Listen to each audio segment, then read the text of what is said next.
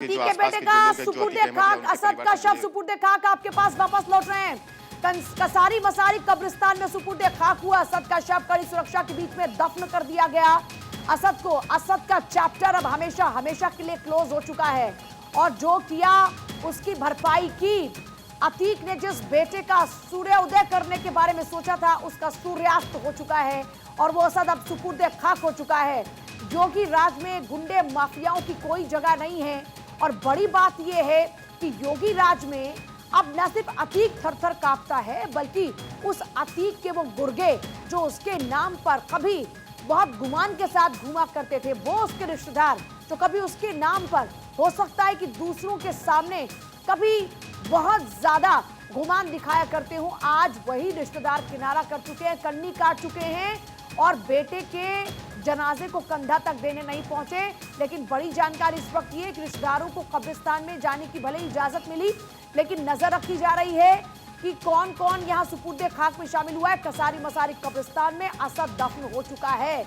कड़ी सुरक्षा के बीच में असद को दफन किया गया। तस्वीर आप देख रहे हैं, बाकायदा एम्बुलेंस वहीं पर ही थी, तुरंत एम्बुलेंस से शव को बाहर निकाला गया।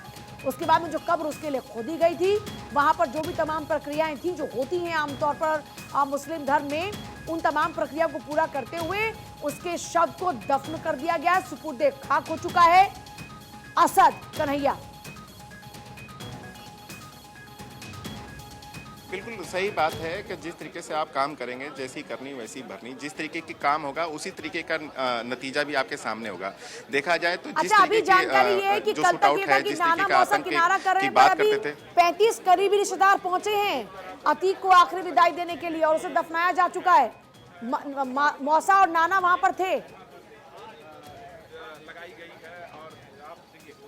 देखिए मैं आपको वो तस्वीरें दिखा रहे हैं भारत 24 पे लगातार कि किस तरीके से जहां पर कब्रिस्तान में इस समय असद को जहां पे दफनाया गया है वहां पर दिखा रहे हैं कि जो उसके करीबी रिश्तेदार हैं, बताया जा रहा है कि उसके नाना यहां पर मौजूद हैं और उसके जो अतीक अहमद के परिवार से जो जुड़े लोग थे वो यहाँ पर मौजूद हैं और बहुत ही कम संख्या में जो लोग हैं वो यहाँ पर आ करके जो आखिरी अगर देखा जाए तो असद का जो दफनाने की जो प्रक्रिया है उसमें यहाँ पर शामिल हुए हैं और इसको लेकर के लगातार जो पुलिस है वो सभी चीज़ों की जांच कर रही है। पुलिस इस चीज़ों की जांच कर रही है कौन कौन रिश्तेदार, कौन कौन उनके जानने वाले, किस किस तरीके के आसपास के जो पड़ोसी हैं, किस किस तरीके के लोग जो हैं यहाँ पर मौजूद हैं और कौन कौन जो आखिरी जो सफ़र है जो दफनाने की प्रक्रिया है वहाँ पर कौन कौन जा रहा है, तो उन सभी का जो पहचान पत्र है, उनके सभी के कॉन्टैक्ट नंबर हैं, उनके सभी के क्या संबंध हैं, ये सारी चीज़ों को नोट किया जा रहा है कि वो भी एक जांच की जो प्रक्रिया है उसका एक कह सकते हैं कि एक पहलू है कि इस पहलू के बाद भी हो सकता है कि उन लोगों के ऊपर भी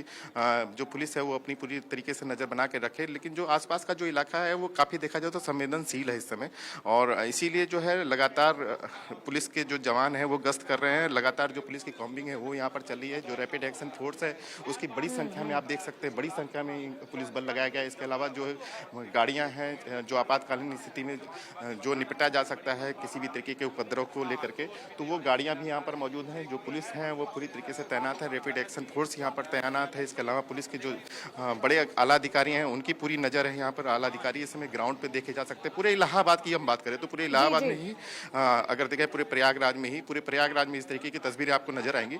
जो आने जाने का जो मार्ग है वो पूरी तरीके से बैरिकेड्स लगा करके हर एक गाड़ियों की चेकिंग हो रही है। गाड़ी में कौन बैठा है कौन नहीं बैठा है इसकी चेक की जा रही है, क्योंकि बताया जा रहा है कि जो असद की माँ है वो अभी भी फरार है। हो सकता है वो किसी तरीके का बुर्का पहन करके या किसी तरीके की चीजों को लेकर के मूवमेंट कर सकती है, इसलिए लगातार जो महिला पुलिस बल है वो भी सड़कों पर तैनात और लगातार जांच। अब तो उसका चेहरा उसको कभी देखने के लिए मयस्सर नहीं हो पाएगा क्योंकि जो मौका था वो भी मिस हो चुका है। पहले ये था कि सरेंडर करेगी, लेकिन बिल्कुल देखिए ये कहते हैं कि जो गुनहगार होते हैं वो कितने प्रैक्टिकल हो जाते हैं।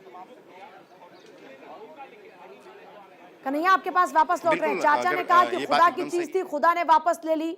माँ को पता था कि अगर गई बेटे को देखने के लिए तो पक्का पकड़ी जाएंगी और अब माँ अब तक फरार है। लेकिन अभी बड़ी खबर यह है कि अतीक का बेटा सुपुर्दे खाक हो चुका है। कसारी मसारी कब्रिस्तान में उसको दफन किया जा चुका है। 35 जो बिल्कुल क्लोज रिलेटिव थे यानी जो करीबी रिश्तेदार थे उन्हीं को ही जाने की इजाजत थी। बहुत ही कम लोग वहां पर मौजूद थे और बहुत ही कम लोगों को वहां पर इजाजत दी गई। पुलिस चप्पे चप्पे पर वहां तैनात है। ना सिर्फ यहां बल्कि कब्रिस्तान के पास पूरा सिक्योरिटी फोर्स है, बल्कि पूरे प्रयागराज में किसी भी तरीके से कोई माहौल को ना खराब करे और किसी भी तरीके से कोई भी डिस्टर्बेंस ना हो, इसका ख्याल रखते हुए चारों तरफ पुलिस को तैनात किया गया और कब्रिस्तान के पास पूरी निगरानी की जा रही है ड्रोन के जरिए। और जो जो रिश्तेदार पहुंचे हैं उनका भी पूरा खाका तैयार हो रहा है।